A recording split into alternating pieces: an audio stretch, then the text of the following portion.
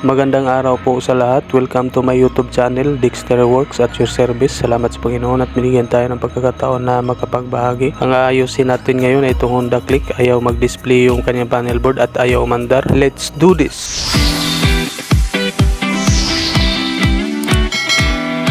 Ang nangyari po dito sa Honda Click na ito mga lods ay ayaw na umandar. Kahit na i-on yung ating susian ay walang display yung kanyang panel board. Kaya marami tayong titingnan dito. Unang-una yung titingnan natin yung kanyang battery, yung kanyang mga fuse, tapos yung kanyang mga wirings. Ang sabi po ng may-ari dito ay bumili lang daw siya ng ulam dun sa Lots Porless. Down niya ipinark yung itong motor niya, tapos paglabas niya pinaandar niya, ayaw nang umandar at wala nang display yung kanyang panel board.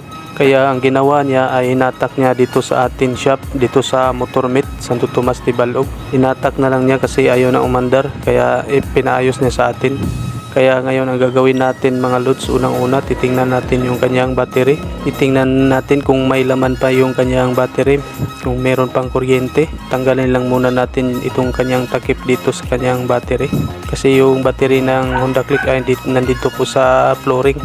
At para ma-access natin yung kanyang battery ay tanggalin lang muna natin itong kanyang battery cover. At ito na, natanggal na natin yung kanyang battery cover dito banda sa kanyang flooring. At meron pang isang cover dito sa ilalim.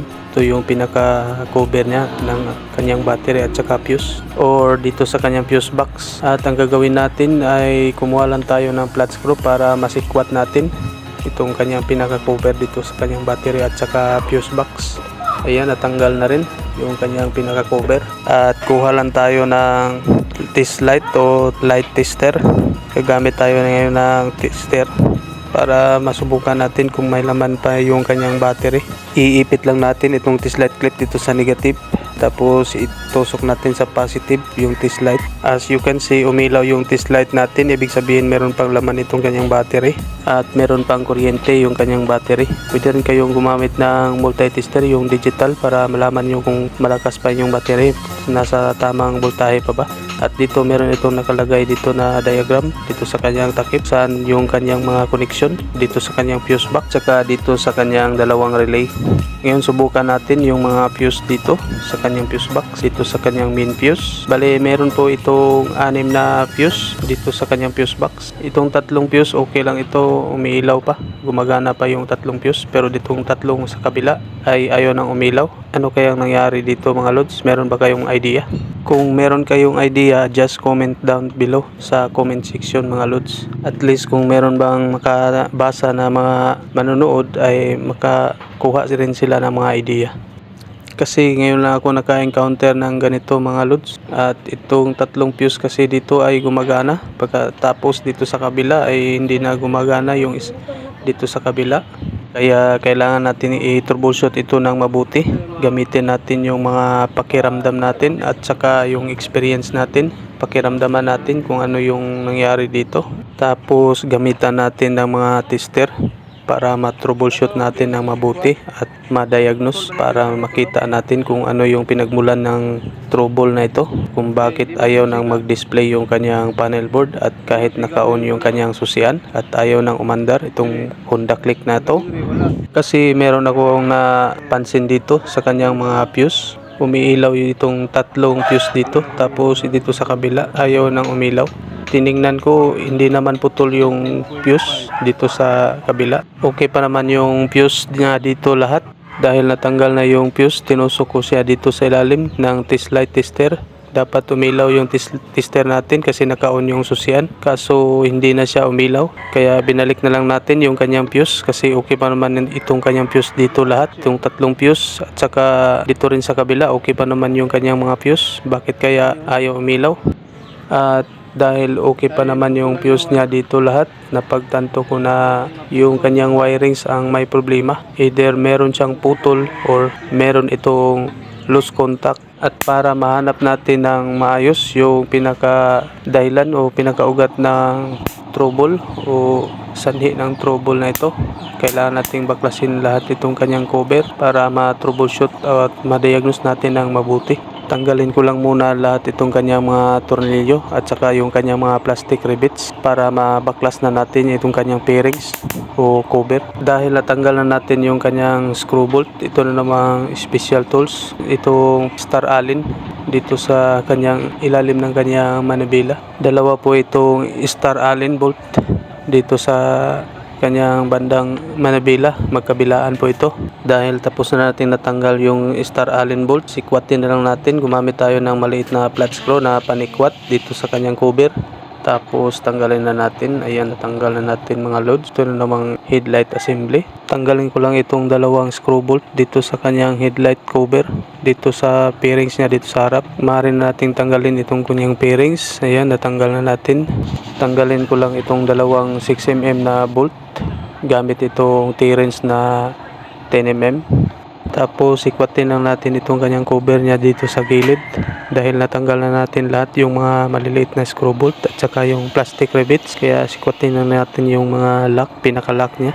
Hugutin ko lang itong headlight socket para matanggal na yung headlight assembly.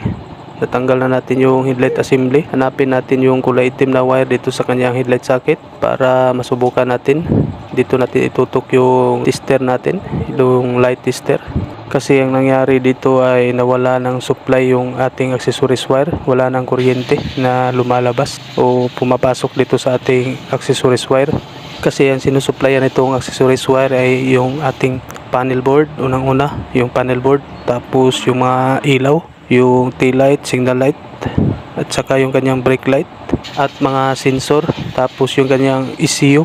Kaya di natin mapaandar kasi walang supply yung ating ECU at yung kanyang mga sensor, yung kanyang fuel pump, injector, kasi walang kuryente na lumalabas dito sa ating accessories wire. Hindi siya nasusupplyan ng kuryente, kaya hindi natin mapagana yung kanyang panel board. Tapos hindi natin mapaandar yung motor kasi walang supply yung mga sensor, yung fuel injector, fuel pump, tapos yung mga ilaw. Kasi dapat gumagana itong panel board kapag ino natin yung kanyang susian at saka yung mga ilaw, yung mga sensor. Kaso ang nangyari dito, kapag ino natin yung susian ay ayaw mag-display yung kanyang panel board at ayaw gumana lahat yung mga sensor. Kaya di natin mapaandan yung motor at saka walang display yung kanyang panel board. At ang gagawin natin dito, tatanggalin natin itong kanyang fairings dito sa kanyang batok, dito sa kanyang cover para ma-access natin yung mga socket at saka matingnan natin yung mga wires. Kasi kailangan nating matukoy kung ano yung pinakaugat ng dahilan ng pagkasira nitong motor, kaya kung bakit ayaw umandar at ayaw mag-display yung kanyang panel board. Kasi kapag hindi natin natukoy yung pinakaugat ng pagkasira nitong motor ay hindi natin maayos ito.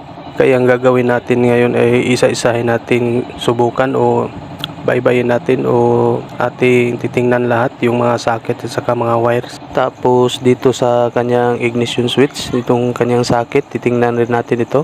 On lang natin yung kanyang susian, tapos subukan natin itong kulay pula na wire dito sa kanyang susian. Ito po yung galing sa main supply, ito yung galing sa battery at saka fuse. Tapos itong accessories wire, pag in-on natin dapat meron siyang kuryente.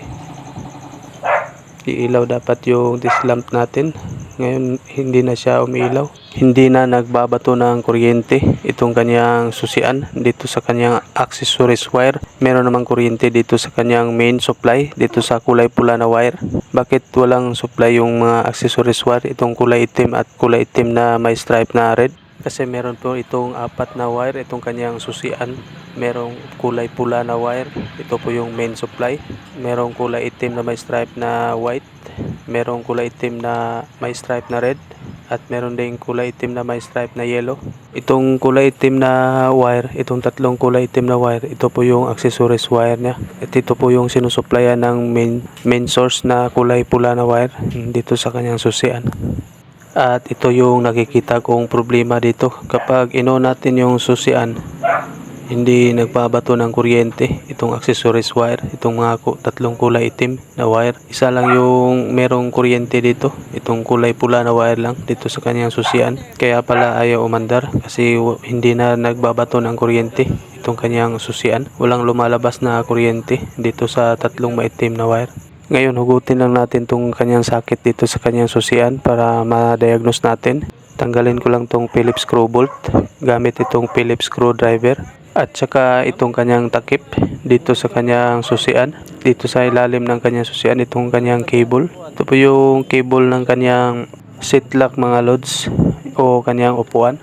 Ito na, matanggal ko na mga lods at nakita natin yung kanyang cable. Tanggalin na rin natin, hugutin natin pataas. Ayan, natanggal na siya dito sa kanyang pagkaipit. Tapos yung kanyang cable dito sa dulo, hilahin na natin patagilid. Ayan, natanggal na natin mga lods. Susunod nating tatanggalin mga lods itong kanyang susian mismo, itong kanyang ignition switch assembly. Para matanggal itong kanyang susian, tanggalin lang natin itong kanyang tornilyo dito sa kanyang manibela. Bago pa yung unit, ma'am? Ayan, natanggal na natin yung tornilyo niya dito sa kanyang manibela. At tanggalin rin natin itong kanyang cover dito sa kanyang batok, dito sa harapan. Tapos itong dalawang screw bolt dito sa kanyang susian para matanggal na natin itong kanyang ignition switch assembly. Ito na, natanggal na natin. Kasi ang nangyari dito sa kanyang susian, kapag ino natin yung susi ay hindi na siya nagbabato ng kuryente. Kaya ang gagawin natin ay lilinisin natin yung mga contact point. Kasi dito sa kanyang sakit, dito sa kanyang susian, okay naman yung mga connection niya dito. Meron namang main source, umiilaw pa yung test light natin. Ibig sabihin, meron pang kuryente. Itong kulay pula na wire dito sa kanyang sakit. Tapos itong tatlong itim na wire, ito yung hindi na nasusuplayan. Kaya ayaw nang mag-display yung kanyang panel board at ayaw nang umandar itong kanyang motor. Ngayon, ibalik muna natin itong kanyang sakit dito sa kanyang ignition switch at subukan natin kung mag-display na ba yung kanyang panel board. Uun natin yung susian. Ayan, nag-display na yung kanyang panel board. Kaso lang pag ginalaw mo yung itong kanyang ignition switch, nawawala yung display dito sa kanyang panel board. Ibig sabihin, nag-lost contact na itong kanyang ignition switch dito sa kanyang sakit at saka dito sa kanyang mga contact point. Kaya ang gagawin natin dito ay lilinisin natin itong kanyang mga contact point. Tanggalin ko lang ulit itong kanyang sakit dito sa kanyang ignition switch. Tapos ito yung mga contact point dito sa kanyang susian. Ang gagawin natin dyan ay lilihain lang natin itong mga terminal ng kanyang contact point. Tapos lagyan natin ng DW40. Lilihain lang muna natin ito mga lods, itong kanyang mga contact point dito. At mamaya lagyan natin ng DW40 pagkatapos nating maliha. At tapos na nating naliha itong kanyang mga contact point. Ang gagawin natin dito mga lods ay atin itong iti-twist. Ikutin natin na parang maka-slanting siya para pag ibinalik natin yung sakit ay magiging mahigpit na siya at hindi na siya nagagalaw o hindi na siya mag-lose contact itong ating mga contact point doon sa kanyang sakit. Ayan o, ganyan yung kanyang itsura, yung mga posisyon ng kanyang contact point. At ang ginamit ko dyan na pang-ikot ay circlip plier na pang inside. Ngayon isaksak natin ulit itong kanyang sakit dito sa kanyang ignition switch para masubukan natin, para malaman natin kung hindi na ba namamatay itong kanyang panel board kapag ginagalaw natin itong ating ignition switch. Kasi kanina namamatay yung kanyang panel board kapag ginalaw natin itong ating ignition switch. Ibig sabihin nag-lose contact yung mga sakit at saka dito sa kanyang contact point dito sa ating ignition switch. Ngayon subukan natin kung naayos na ba natin itong ating problema dito sa kanyang motor. Hindi na ba namamatay itong panel board kapag ino natin itong ating susian tapos ginagalaw-galaw natin. Ayan, okay na, hindi na siya namamatay kahit na ginagalaw-galaw natin itong ignition switch. Tapos on natin ulit. Ayan, meron ng display yung kanyang panel board. Tapos hindi na namamatay kahit na ginagalaw natin itong ating ignition switch. Buti na lang naayos natin yung ignition switch dito sa kanyang motor. Kasi kapag hindi natin naayos ay kailangan na talaga siyang bumili ng bagong ignition switch. At ngayon i-assemble ko lang to lahat mga lods. Ilagyan ko muna to ng dalawang screw bolt itong kanyang susian. Medyo mahirap itong ikabit itong mga screw bolt dito kasi kailangan natin iangat yung kanyang manubela. Ngayon ibabalik lang natin itong tornilyo niya dito sa kanyang manubela. Tapos higpitan na lang natin. Ayan, mahigpit na yung kanyang tornilyo dito sa kanyang manubela. Ngayon ikakabit na natin ulit itong kanyang bearings dito sa kanyang batok, dito sa harap. Ayan, tapos na natin naikabit yung kanyang pairings dito sa kanyang batok. Tapos nalagyan na rin natin ng tornilyo. Ito na lamang dito sa kanyang headlight assembly. Ayan, ikakabit na natin itong kanyang headlight assembly. Pagkatapos ito loads ay final sound check natin. Final checking natin yung gawa natin kung hindi na ba namamatay yung kanyang panel board at yung kanyang motor. Kailangan nating i-road test pagkatapos nito. Dahil ikabit na natin ng maayos itong kanyang headlight assembly at nasaksak na rin yung kanyang headlight socket sa ilalim at pasok na rin yung mga guide. Ngayon lagyan natin ng tornilyo dito sa kanyang bracket dito sa harap. 6mm na bolt yung tornilyo dito. T-wrench na 10mm yung ginamit natin kasi 10mm yung kanyang bolt head. At ngayon ibalik na natin itong kanyang pairings dito sa kanyang headlight assembly. Kailangan mapasok natin yung mga guide, yung mga kulay asul. At sa pagkabit nito, kailangan natin idiin dito sa gitna kasi meron din itong mga guide dito sa gitna. Ayan oh. Pag pumasok na yung mga guide dito sa gitna, dito na naman tayo sa gilid. Ganyan lang mga lods sa pagkabit nitong kanyang pairings dito sa kanyang headlight. Sabay masahe lang. Dahil naikabit na natin ng maayos itong kanyang pairings, lagyan natin ng dalawang screw bolt. Dalawa po yung screw bolt dito mga lods. Ayan, ikabit na natin mga lods, hindi na siya maalog-alog. Ngayon ikabit na natin yung kanyang cover dito sa bandang itaas, dito sa kanyang harapan. Itong maliit na cover, sa pagkabit ito ay kailangan natin tulak-tulak lang mga lods. At dahil naikabit ko na lahat yung mga pairings, lagyan ko muna to ng mga tornilyo. Ngayon i-final checking natin mga lods.